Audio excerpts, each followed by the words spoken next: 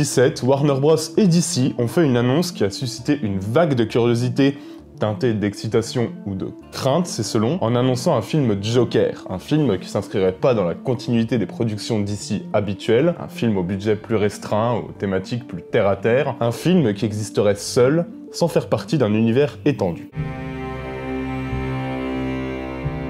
Le projet sera réalisé par Todd Phillips, qui vient de réaliser l'assez moyen War Dogs, et qui est surtout connu pour ses comédies style Very Bad Trip. Et ça rassure pas forcément, surtout que DC galère complètement au cinéma à l'époque et vient de pondre le très mauvais Justice League, qui s'est fait défoncer, donc DC galère à la fois artistiquement et financièrement.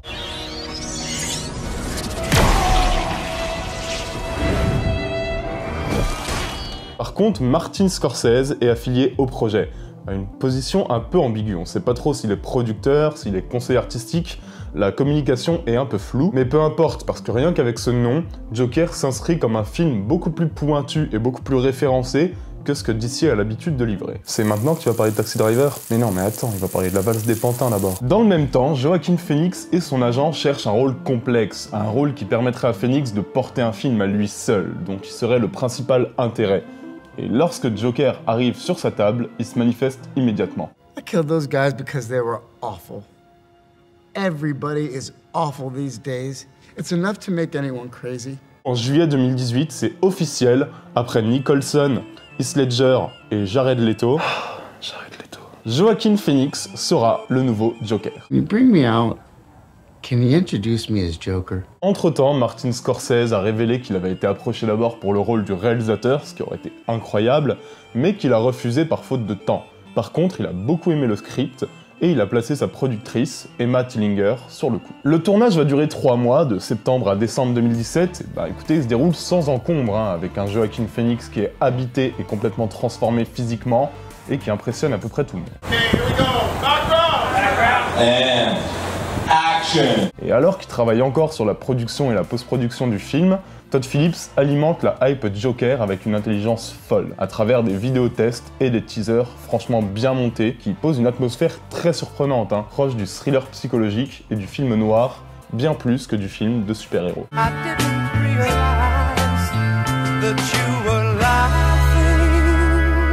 En plus de ça, le film sera rated R, ça veut dire qu'on est sur un film violent, noir et sans concession. Sa première mondiale se fera à la Mostra de Venise, qui est l'équivalent du Festival de Cannes, et il va remporter le Lion d'Or, donc ça achève d'acheter une légitimité au film Joker. De production d'ici habituelle, il devient un film d'auteur très prometteur et surtout très éloigné des standards. Avec toute cette hype, inutile de vous dire que quand Joker sort en salle, ça va être une bombe.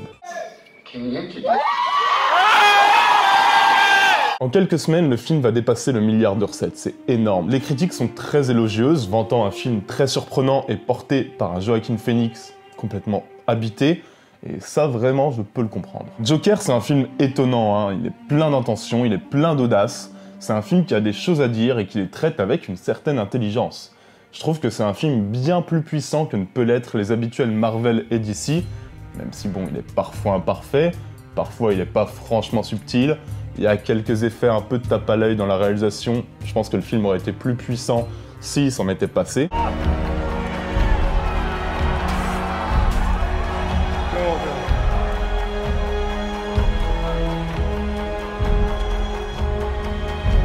Mais peu importe, ça marche parce qu'il y a un Todd Phillips qui arrive à adapter sa réalisation à son sujet, sa mise en scène se fond parfaitement avec son propos. C'est aussi grâce à un Joaquin Phoenix en très grande forme. Et c'est aussi grâce à des références géniales. Tout le monde l'a dit, Joker doit énormément à... Taxi Driver! Ouais, ça va? Mais pas que. Et d'ailleurs, Todd Phillips a cité lui-même ses 3 références principales. Bon, tout le monde les connaît, je vais les mettre en description, tous les youtubeurs en ont déjà parlé. J'ai pas envie de repartir dans cette même liste.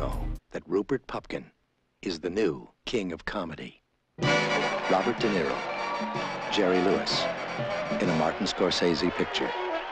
The King of Comedy. Mais le truc, c'est que si l'ombre de Scorsese plane effectivement sur tout le récit de Joker, le film doit aussi énormément à d'autres monuments un peu moins connus. Des films extrêmement puissants qui abordent les mêmes sujets, le même fond, parfois même par la même forme, c'est les mêmes en mieux.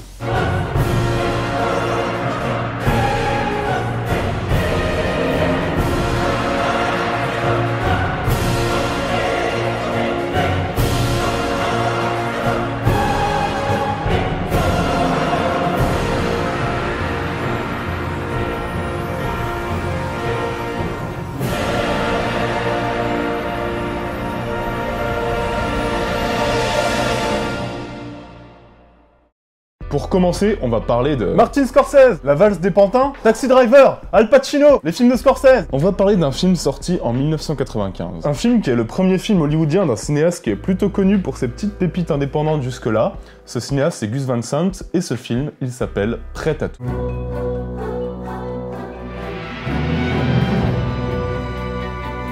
On va suivre Suzanne, une femme pleine d'ambition et qui est obsédée par la gloire et la reconnaissance. Jusque-là, rien d'étonnant, sauf que cette obsession va mener Suzanne à une escalade de violence et de manipulation, et qu'elle va se révéler de plus en plus psychotique et dangereuse au fil du récit. Comme Joker, on est sur un film qui analyse à quel point la violence de la société de l'image peut détruire une personne, et comment la violence de la société peut devenir la violence d'un individu. Who has some experience in broadcasting, and more importantly, who can suck your cock until your eyes pop out.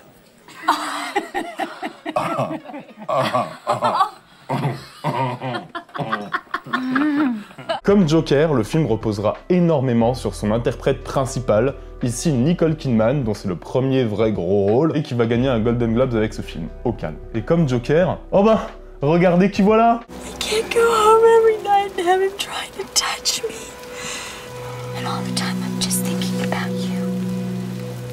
About us. Et dans Prêt à tout, on retrouve aussi cette captation froide, grise, assez triste en fait, d'une Amérique qui est fascinée par ses idoles, et en même temps déprimée par le fait que ces mêmes idoles soient inaccessibles. Suzanne va aller vraiment loin, jusqu'à prévoir des meurtres pour braquer le projecteur sur elle, jusqu'à manipuler un gamin pour mener à bien son projet. Non, vraiment, il y a un côté très impitoyable dans ce film, et on sent que Suzanne est broyée par une machine infernale, comme l'était finalement Arthur dans Joker. Cette machine va briser toute son individualité pour qu'elle devienne quelque chose de bien plus grand et de bien plus symbolique. I just want to say, it's nice to live in a country where life, liberty, and all the rest of it still stand for something. Mais derrière ce fond assez sombre se cache aussi une forme assez intéressante, parce que Gus Van Sant va filmer tout ce qui se passe comme si c'était en fait une comédie presque documentaire, un peu comme un épisode de striptease ultra glauque. Il va aussi écrire des personnages secondaires mais géniaux, qui vont accompagner Nicole Kidman pendant tout le récit, et il y a des séquences vraiment décalées, parce que dans le fond elles sont marrantes, la manière dont Nicole Kidman déforme la réalité, sa mauvaise foi, la direction d'acteur des gens qui parlent d'elle. Franchement, tout ça c'est drôle, c'est mordant, c'est bien rythmé, ça se regarde facilement, mais en fait, on n'oublie pas qu'au fond, ce qu'ils nous montrent, c'est quand même assez dégueulasse. Hein. And if they did find out anything, you know who'd be in trouble, don't you? You would. What do you mean? Well, Lydia, if you hadn't gone and gotten your mother's gun, Larry would still be alive, wouldn't he? But you asked me to. No, I didn't. No. Et Gus Van Sant parvient à créer une atmosphère très particulière, avec ses couleurs flashy, avec son héroïne ultra ambiguë. On sait jamais vraiment si on est sur un drame social ou sur une comédie acide et grinçante. Ça fonctionne tout à fait, parce que le film est jamais long, qu'il est rempli de séquences mémorables et d'idées de mise en scène. Alors comme Joker, c'est pas forcément toujours subtil non plus, hein, mais il y a cette escalade de violence à la fois jouissive et malaisante, et il y a des acteurs qui sont tous franchement excellents. Nicole Kidman en tête. Tout ça fait que Prêt à tout est un film que je vous conseille très fortement. Suzanne used to say that you're not really anybody in America unless you're on TV. Because what's the point of doing anything worthwhile if there's nobody watching? So when people are watching, it makes you a better person. So if everybody was on TV all the time, everybody would be better people. Deuxième film, et on va faire un tour en Espagne pour voir une version du Joker un peu plus trash, un peu plus violente, un peu plus énervée, et ça va vous donner l'occasion d'admirer mon accent espagnol hors du commun. Si, signore, como está de la casa? Attends, c'est de l'italien ça? Ouais, de toute façon c'est gênant, on lui dit d'arrêter. Ah, laisse-le, il a l'air content, regarde, si ça lui fait plaisir. On va parler de Balada Tristi. C'est un film qui est baroque, qui est grandiose, qui est violent et qui est complètement enragé. C'est du cinéma complètement libre, comme on l'aime, qui commence très fort dès son introduction géniale et qui baissera jamais le rythme, au point qu'on a vraiment l'impression d'être pris dans un tourbillon de sentiments contradictoires. Concrètement, l'histoire se déroule en Espagne pendant la guerre civile espagnole, puis la dictature de Franco, et on suit une génération de clowns enrôlés par l'armée. Et c'est vraiment, complètement jouissif. Ella no me quiere, no soy gracioso. El humor es para los débiles. Si no se ríen, acojónalos. Ya verás cómo funciona. Dans ce film, il y a une maîtrise totale. Tout d'abord, une maîtrise esthétique, parce qu'il y a des visuels complètement dingues, chaque plan est un tableau, la photographie est à tomber, et la réalisation est d'une cohérence folle malgré l'aspect complètement bordélique du récit. Et il y a aussi cette maîtrise dans l'écriture, avec ce rythme complètement fou qui va nous amener à un crescendo de violence, un peu à l'instar d'un Tarantino, j'ai envie de dire. Cette écriture, elle va nous livrer des séquences à la fois comiques, sidérantes, drôles, pathétiques, et tout ça à une vitesse folle.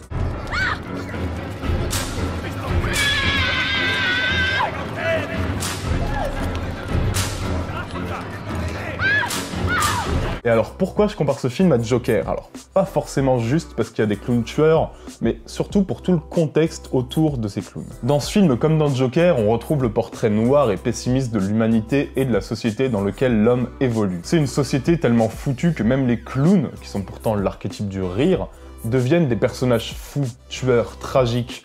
Et ce contre-emploi, je le trouve vraiment intéressant, et dans les deux cas d'ailleurs. Payaso, y los payasos pues se dedican a hacer reír a los niños, ¿verdad? Que lo que quiere usted es hacerles reír, ¿verdad que sí?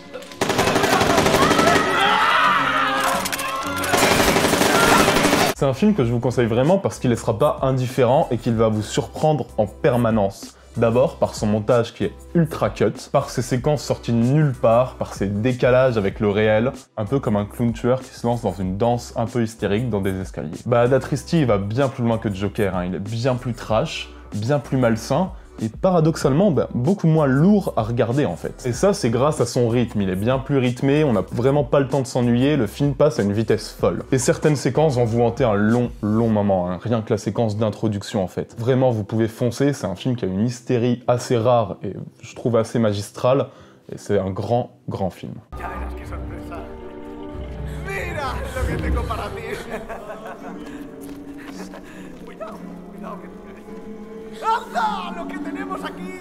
Troisième film, et comme on dit chez moi, la bamboche, c'est terminé. On s'est bien marré avec nos clowns chelous et nos trapézistes punk hyper sexy, maintenant on va revenir aux fondamentaux. Plus de 40 ans avant Joker, Sidney Lumet mettait en scène deux paumés, deux pauvres gars laissés de côté par l'Amérique, deux mecs moyens sans aucun American Dream, dans le film A Dog Day Afternoon. Ces deux gars, donc Al Pacino et John Cazale, vont essayer de braquer une banque. Sauf que ça se passe pas comme prévu, que ça part en prise d'otage, et que les médias vont suivre l'affaire en direct, affaire qui deviendra le sujet numéro 1 du pays et braquera les projecteurs sur les deux losers. Release the hostages. Nobody's gonna worry over kidnapping charges. The most you're gonna get is 5 years. You get out in 1 year, huh? Kiss me, man. What? Kiss me. When I'm being fucked, I like to get kissed a lot. Come on. Pendant tout le film, on va assister à une prise d'otage, mais pathétique, où rien ne marche en fait, et au point où ça en devient presque comique durant les premières minutes. Sidney Lumet, il traite ses personnages avec affection, faisant d'eux des bras cassés pour lesquels on s'attache très vite, et il ponctue son récit de dialogues et de situations vraiment drôles, hein, durant les 10 premières minutes. Et je peux vous dire que ça va laisser place à un tragique absolu dès que les médias vont rentrer en scène. Fuck up, and I'm an outcast, and that's it. You come near me, you're gonna get it. You're gonna get fucked over and fucked out. Now I gotta go, Ma, please. Get her home, okay?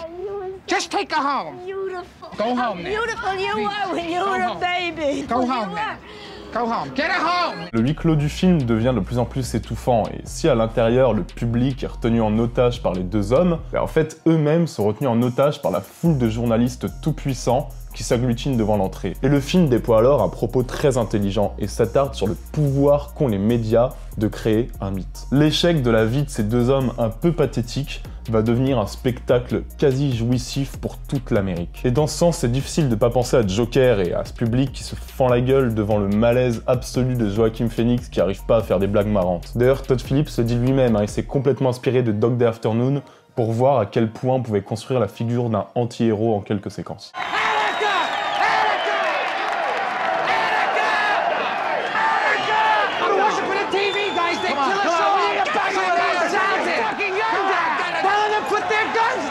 Et Sidney Lumet, c'est un excellent réalisateur, et ça on le voit très bien dans Dog Day Afternoon, hein. C'est un film très tendu, très stressant, excellemment mis en scène, hein. Vraiment l'utilisation du huis clos, les longs travelling latéraux, la direction d'acteur qui donne peut-être à Al Pacino un de ses meilleurs rôles.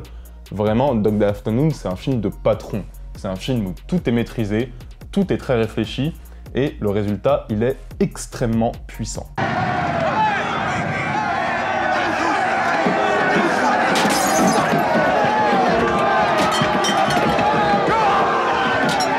Un film qui vous permettra complètement de retrouver ce que vous avez aimé dans le Joker, si vous avez aimé l'évolution psychologique du personnage, l'évolution du personnage par rapport à l'humanité qui l'entoure, etc.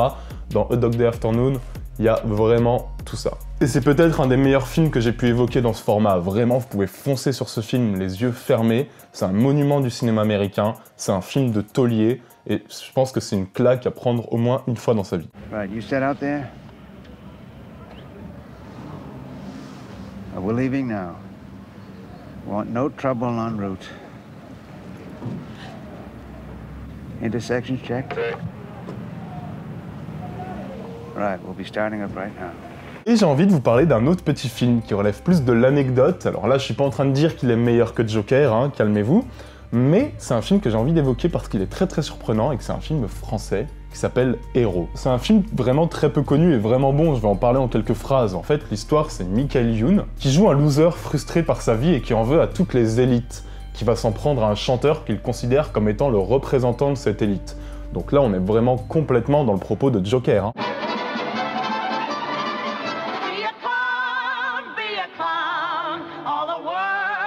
Je sais que ça peut vraiment surprendre, mais c'est absolument réussi en fait. C'est un film saisissant, même assez scotchant, dont Joker reprend complètement le fond et la forme, et même la direction artistique. T'es en train de dire que Joker et Joaquin Phoenix ont pompé Michael Youn, t'es sûr d'assumer? Non, je dis que les similitudes sont troublantes, et que ça peut être l'occasion de découvrir un film français trop peu souvent cité, trop méconnu. Mais Héros, vraiment, c'est un cinéma français ambitieux, c'est un cinéma français qui a des couilles, et je vous conseille vraiment de découvrir ce film, ça vaut le coup.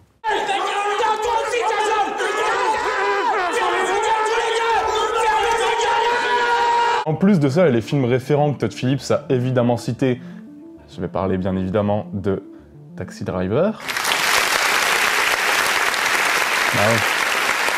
Mais aussi le génial La Valse des Pantins, ou alors L'Homme qui rit, et pas le fromage du coup.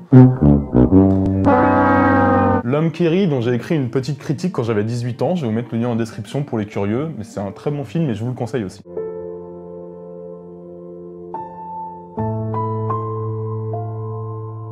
Voilà, j'espère que ce format vous aura plu, ça me permet de parler de films que j'adore et que je trouve excellents. J'espère que de votre côté, vous avez découvert des choses aussi. Pour la prochaine vidéo, je vous laisse le choix. Vous pouvez choisir entre c'est comme Die Hard en moins bien ou c'est comme Predator en moins bien. Merci beaucoup à tous de me suivre, ça me donne tellement de force, vous n'avez pas idée. Je vous dis à très bientôt pour la prochaine vidéo. Prenez soin de vous, c'est très important. Ciao, bisous.